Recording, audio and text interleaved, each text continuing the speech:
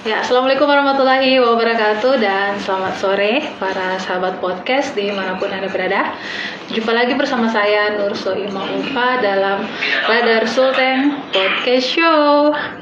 Nah, di hari ke-27 bulan Maret tahun 2022 ini kita akan kembali lagi mengecek fakta. Jadi kali ini kita akan mengecek fakta seputar potensi investasi di Sulawesi Tengah. Oke. Nah, untuk itu telah hadir di studio bersama kita di sini narasumber yakni Pak Roni Tanusaputra. Beliau adalah tenaga ahli Gubernur Sulteng bidang ekonomi dan investasi. Oke, kita akan berbincang-bincang ringan nih seputar tupoksi beliau. Seperti apa sih tenaga ahli itu dan seputar tugas beliau di bidang ekonomi dan investasi dalam membantu kerja-kerja Pak Gubernur. Oke. Ya, kita sapa dulu ya. Selamat sore Bapak. Selamat sore. Ya, ini Pak Roni, terima kasih banyak Pak sudah hadir di studio bersama kami. Kita langsung aja ke topik pembicaraan kita sore ini. Saya mau kepo dulu nih Pak. Sebenarnya tenaga ahli itu apa sih Pak fungsinya untuk membantu kerja-kerja Pak Gub, terutama dalam bidang Bapak di ekonomi dan investasi. Silakan, Pak. Selamat sore sahabat podcast yang sempat monitor atau betul, mendengarkan bincang-bincang ringan, bukan yang berat ya. Bukan, kita bincang santai. Bincang-bincang santai. Nah, tenaga ahli ini, yang pertama tenaga ahli ini bukan eksekutor ya. Jadi tenaga ahli ini bukan struktural ya, tetapi kami membantu gubernur di dalam memberikan saran-saran dan pendapat atas isu-isu yang mungkin berkembang di masyarakat ya. Jadi tenaga ahli ini bukan struktural ya.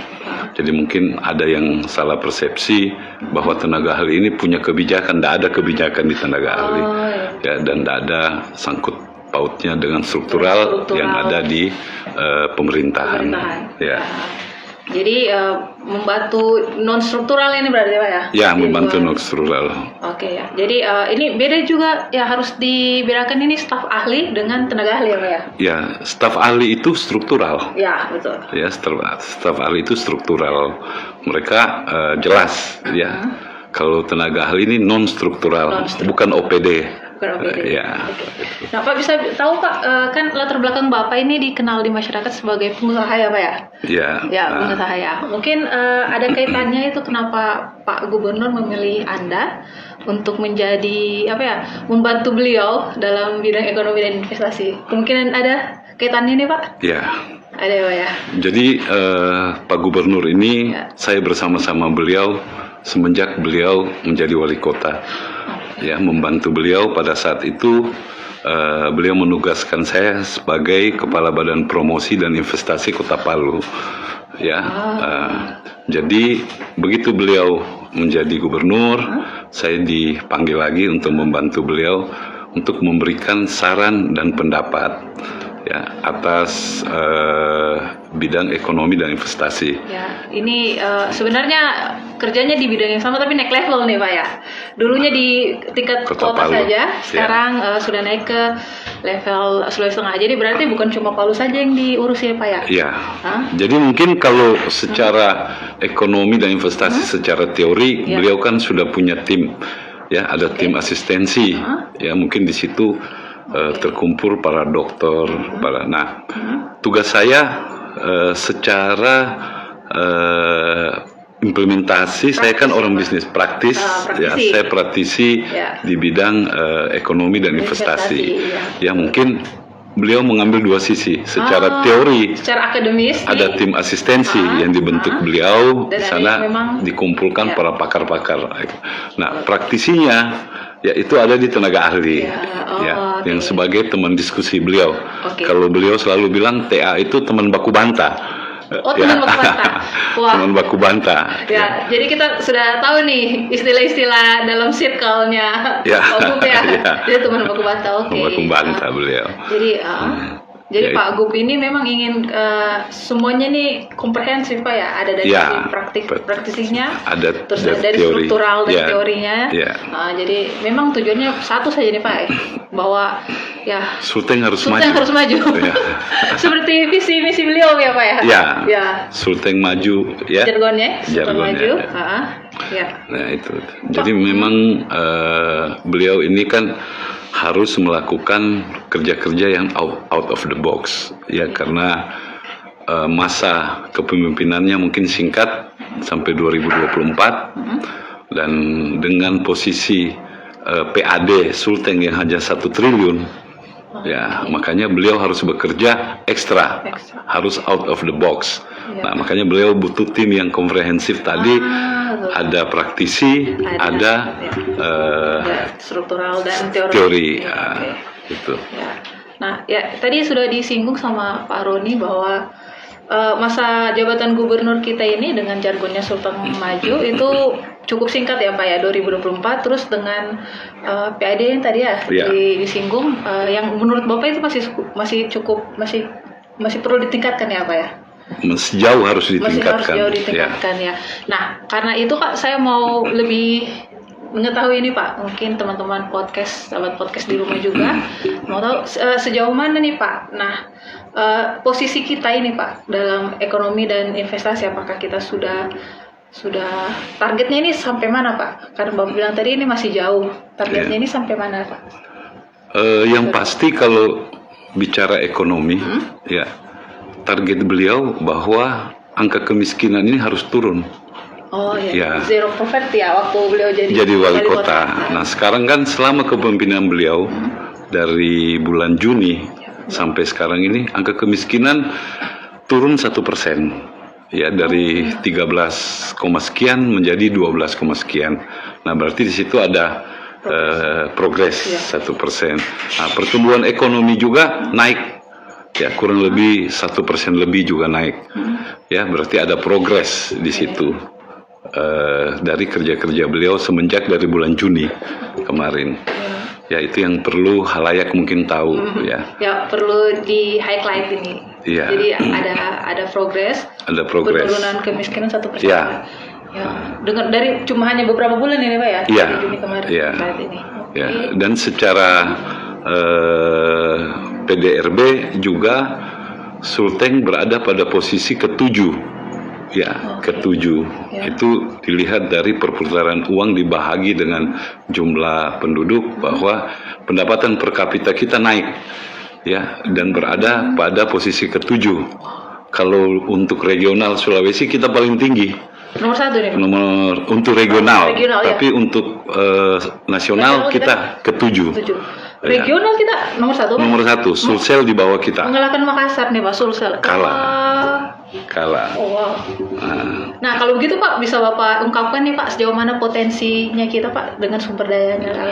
Nah, kalau Sulteng ini sebenarnya provinsi, kalau saya bilang provinsi terkaya, ya, selalu dibilang Sulteng ini daerah kaya. Cuma selama ini kan masih banyak potensi-potensi yang belum digarap, ya. Nah, kalau setiap kabupaten kita punya potensi, setiap kabupaten. Oke. Ya. Bisa Bapak terangkan per kabupaten mungkin Pak dari kecamatan? Ya, kalau kita bagi dulu ya, Oke. timur dan barat. Oke, Ya. timur dan barat. Kalau di timur, Oke. ya, Timur ini masuk kawasan apa saja Pak? timur ini kan Banggai, Banggai Laut, Bangkep, Bangkep. Morowali, Oke, Morowali, ya. oke. Nah, di situ potensi besarnya ada pada nikel. Nikel, oke. Iya kan? Tambang ya Pak. Ya, tambang dulu kita ngomong. Di barat Ya. itu masuk kita ke punya emas, emas Pak. ya. Pertambangan emas, Kota Palu, Parigi, Buol, ya. Oke. Nah, itu kita bagi dua Jadi dulu. di klaster nih Pak ya. Nah, di klaster, Oke. ya. Terus potensi perikanan juga Ya. di timur kita juga punya, di kanan juga kita punya, di barat, ya. Sama-sama punya potensi. Ah, Oke. perkebunan Ya, di timur perkebunan. juga kita punya. Hah? Ya. Di timur apa kita Pak? Di timur ada sawit, Oke, ada sawit. ya. Terus lahan-lahan besar juga di timur banyak, ada di Poso juga besar perkebunan, ya. Di Morowali Utara juga ada perkebunan. Ya, di Luwuk Banggai kan juga ada sawit, perkebunan, dan masih banyak lahan-lahan besar yang ada di timur. Ya, begitupun juga di barat. Ya, di barat juga kita lahan perkebunan kita di Parigi Motong, di Sigi, di Donggala masih besar. Ya. Nah, kalau isu besar yang ada di timur dan barat, ya, di timur kita sudah ada IMIP, ya. Oh, perusahaan yang masih investor yang mengelola pabrik nikel, ya, itu ada IMIP, ada GNI, ya, ada yang baru mau jalan Transon, ya, ada Wangxiang, ya, ada, itu bisa menjadi lumbung daripada timur, ya kan. Nah, terus di Banggai kan sudah ada gas juga, LNG. Ya, ada LNG, ya. Nah, di barat dengan dibukanya IKN, ya, jelas ini menjadi juga lumbung, ya, bagi barat nanti ke IKN. Pintu pembuka, Pak, ya, nanti ya. Ya. Nah, jadi karena suplai batunya, suplai bahan pangannya, suplai pasti dari barat. Ya. Nanti kita akan singgung itu, Pak. Ya, oke. Tunggu sebentar. Nah, Pak, sudah di klaster nih, Pak, potensi-potensi sumber daya alam nih, Pak. Nah, catatan pentingnya apa nih, Pak? Ini kan sumber daya alam sudah tersedia. PR-nya kita selanjutnya ini apa, Pak? Kan agak miris ya, Pak, ya. PAD-nya kita masih agak di bawah, tapi potensi kita justru besar nih, Pak. Apa yang mesti kita lakukan dengan ini, Pak? Dari kacamata pengusaha ini, Pak. Ya, makanya Pak Gubernur, karena PAD kita masih kecil, ya, untuk meningkatkan PAD dan untuk mengelola potensi-potensi yang ada, beliau lebih mengakselerasikan dengan B2B. Ya, B2B, business to business. Business to business ini jelas untuk daerah yang ditampilkan itu adalah perusahaan daerah. Ya kan? Yang di-push ini, Pak. Yang di-push, ya. Makanya beliau selalu mendorong perusahaan daerah untuk melakukan kerjasama dengan pihak-pihak investor yang lain, ya, untuk mengelola sumber-sumber daya yang ada di Sulawesi Tengah ini. Itu karena kalau mau harap APBD ini bukan tidak bisa, tetapi masih butuh waktu untuk meningkatkan APBD ini. Makanya melalui B2B beliau mendorong agar percepatan pembangunan serta peningkatan fiskal bisa dilakukan melalui perusahaan daerah. Ini ya. Jadi PR-nya memang di tubuhnya perusahaan daerah gitu, ya. Kalau bisa tahu, Pak, perusahaan daerah yang milik dari Provinsi Sulawesi Tengah ini apa saja nih, Pak, ya? Perusahaan daerah ini kan sudah ada semenjak lama juga, sudah ada PT Pembangunan Sulteng. PT Pembangunan Sulteng, ya, PT Pembangunan Sulteng. Nah, sekarang PT Pembangunan Sulteng sudah membentuk 3 anak perusahaan, ya. Yang pertama adalah PT Tambang Nikel Sulteng, kedua PT Tambang Batu Sulteng, dan yang ketiga PT Agri Maritim Sulteng. Nah, ini semua untuk melakukan akselerasi secara B2B dengan investasi yang akan masuk ke Sulteng. Itu. Nah, Pak, mungkin bisa Bapak jelaskan sederhana mengapa harus lewat perusahaan daerah nih, biar sahabat podcast tahu, Pak. Apa bedanya dengan perusahaan swasta atau pemerintah yang sendiri yang bergerak, atau kenapa harus perusahaan daerah nih, Pak? Ya, karena miliknya, kalau miliknya daerah, penghasilannya juga akan balik ke kita, ya, Pak. Ya, kalau perusahaan daerah kan dia lebih fleksibel melakukan B2B, ya kan? Secara aturan juga. Ya, kedua kita kan butuh banyak dana finansial untuk melakukan investasi. Nah, mau penyertaan modal dari pemerintah, PAD kita masih kecil, ya kan? Nah, makanya kita melakukan B2B agar perusahaan daerah bisa menarik investor masuk untuk mengelola sumber daya alam, ya. Gitu. Jadi mencari investor yang bisa menanamkan uangnya. Itu. Nah, sejauh ini, Pak, dari Pak Gub naik jabatan nih, Pak, Ini sudah berapa B2B yang ini bisa bicara ini Kak? Bisa. Atau rahasianya Pak? Oh tidak ya, bisa ya? Bisa.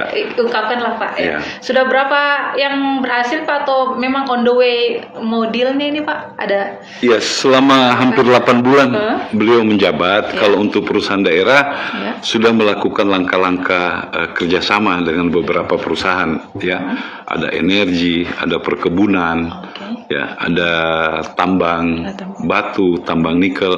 Ini sementara dalam proses. Ya, diharapkan 4 bulan 5 ini sudah ada yang jalan untuk beroperasi. Itu. Oke.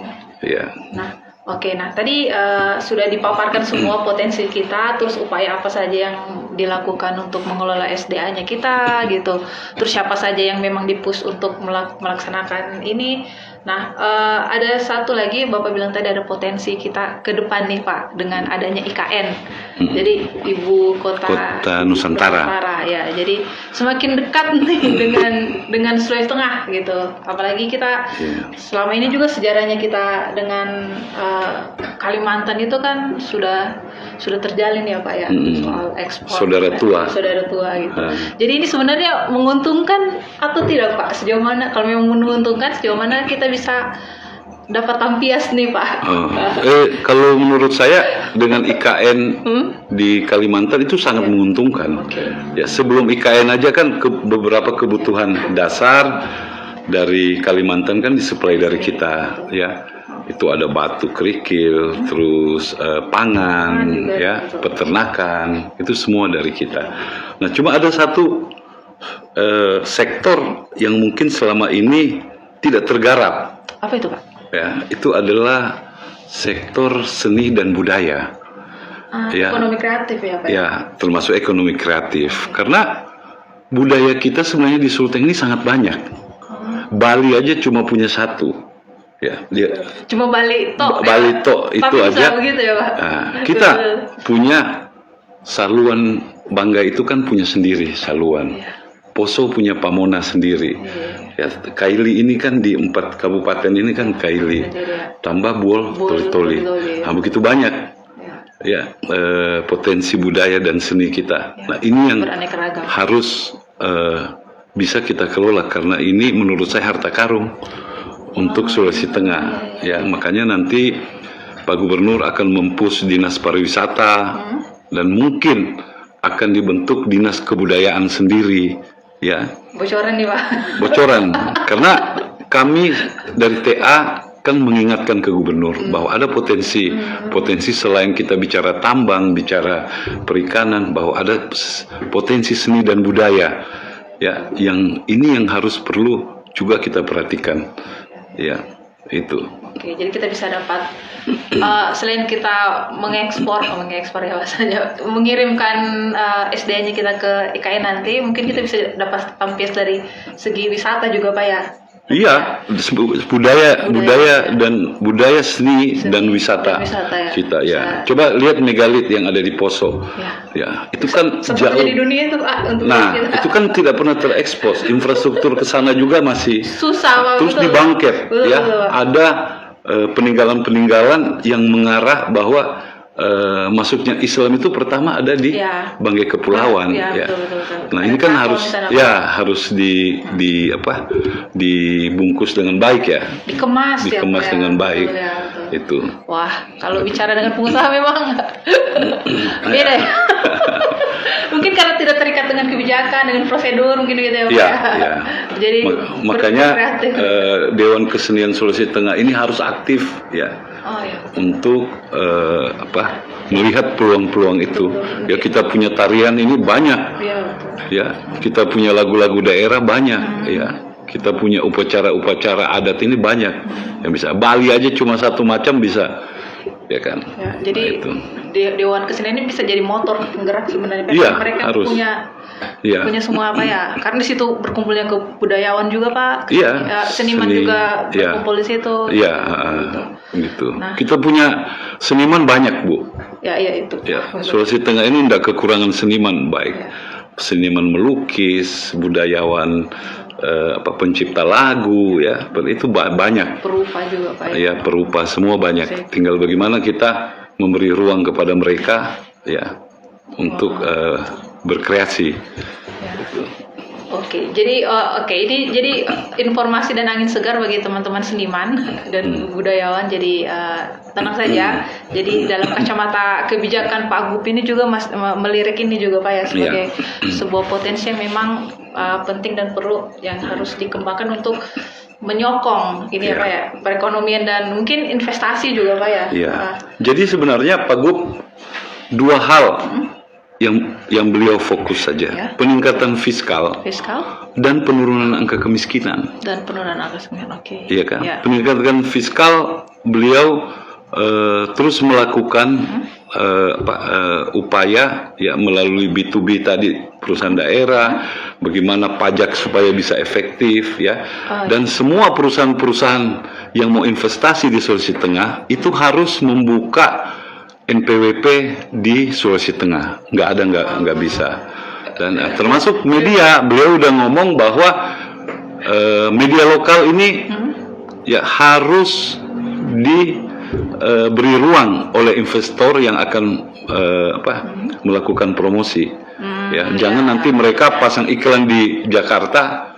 Ya, pakai media nasional. Nah, itu beliau kemana-mana sudah menyampaikan itu. Harus diproteksi. Uang yang dari Sulawesi harus dihabiskan di Sulawesi juga. Harus agar peningkatan fiskal bisa dan perputaran uang itu ada di Sulawesi Tengah. Betul. Ya. Jadi, nah dengan begitu Pak, angka sejahtera ya Pak ya. Nah, dengan sendirinya nanti angka kemiskinan turun ya Pak ya. Sendirinya akan turun. Jadi pasti ini akan turun. Sangat berhubungan ini Pak. Sangat berhubungan. Itu. Jadi itu sahabat podcast ada begitu banyak ya kalau Anda menyimak dari awal itu ada begitu banyak catatan penting soal bocoran-bocoran kebijakan, bagaimana sih kebijakan skema ya Pak ya.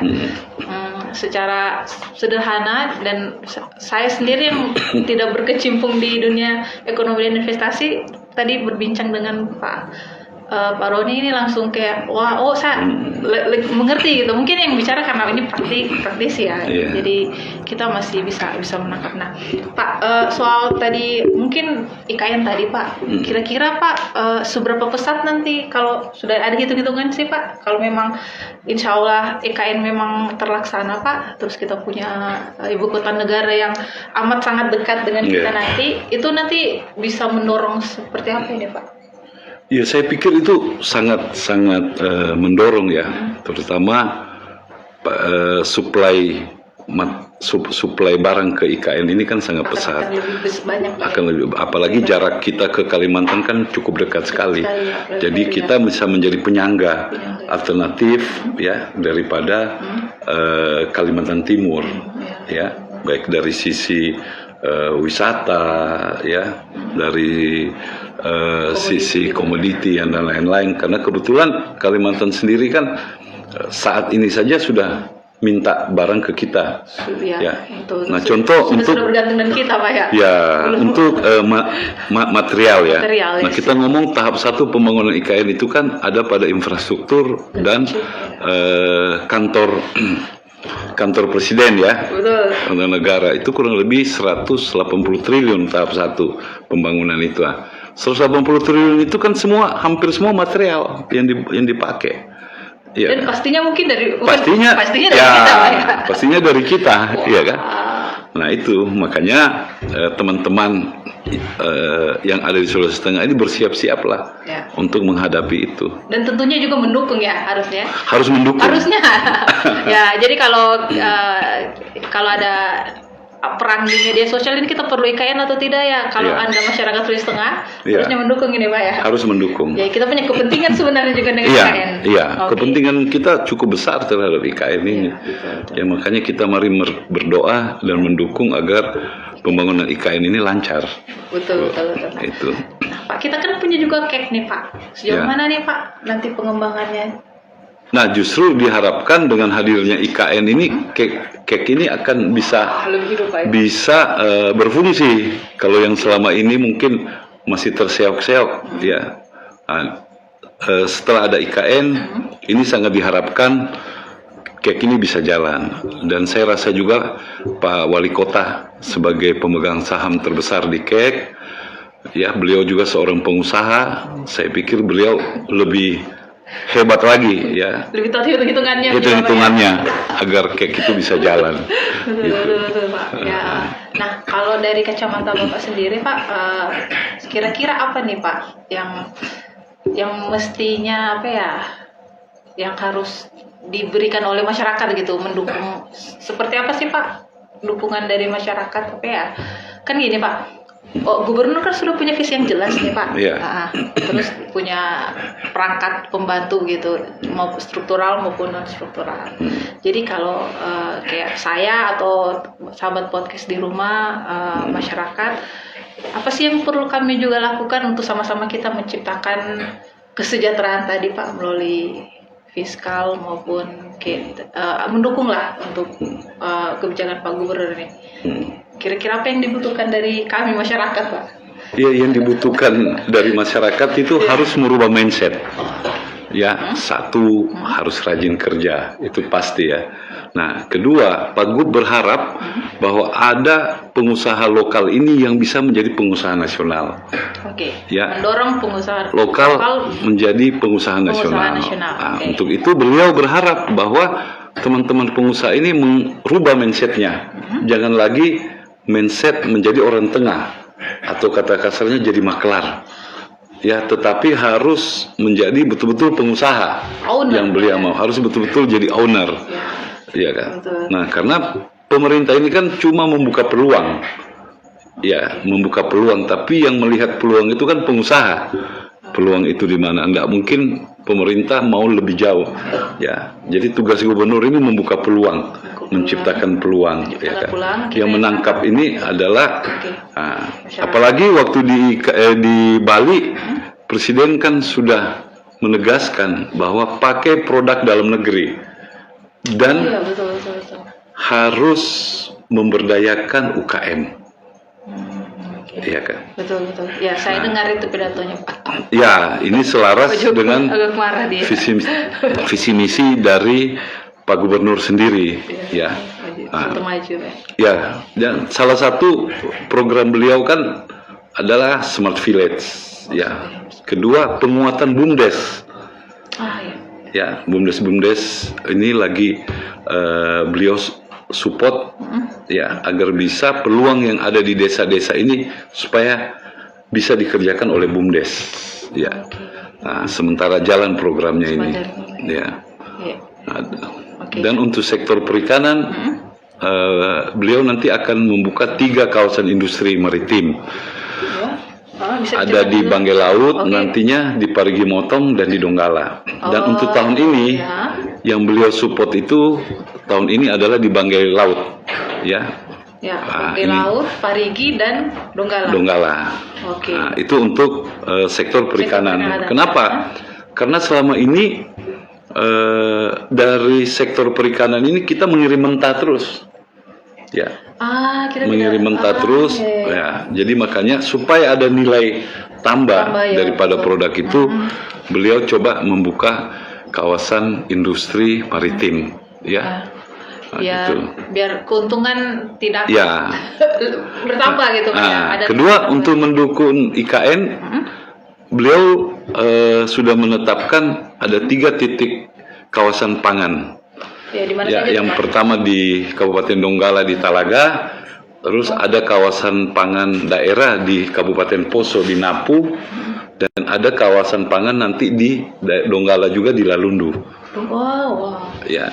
Jadi dari segi perikanan, pangan, juga, dan infrastruktur nanti ada jalan Sienjo Sipi ya, karena di atas pura ini kan banyak lahan perkebunan. Nah, terus ada Bangga Watatu.